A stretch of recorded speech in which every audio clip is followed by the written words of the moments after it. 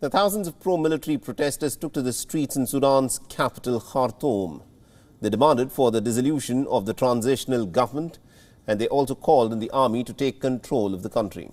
The protesters come as demonstrators have blamed the present administration for the ongoing economic and political turmoil in the country.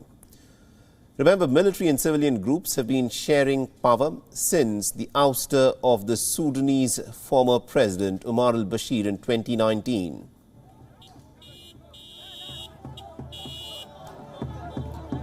However, tensions have escalated since a coup attempt and that's been attributed to forces that are still loyal to Omar al-Bashir.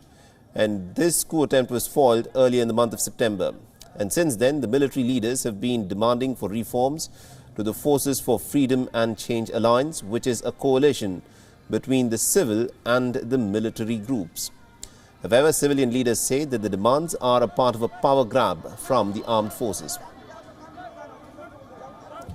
The latest protests in Sudan's Khar-Tum were organized by a military-aligned faction of the FCC, including the armed groups that rebelled against Omar al-Bashir.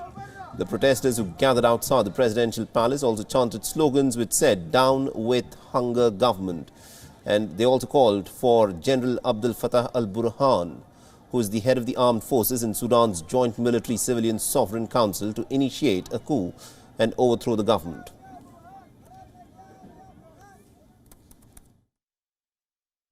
We are behind the army and behind Burhan. There is no one but the army. The army is what we love and what makes us feel safe. The army is they are able to protect the country and lead it properly. When someone is afraid, they go and hide. But the only place we have to hide behind is these armed forces. These armed forces are the basis for safety.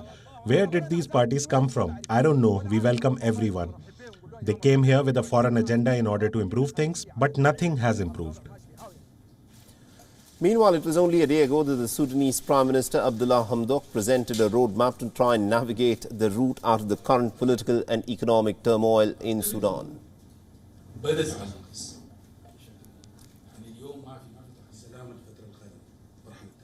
WION is now available in your country. Download the app now and get all the news on the move.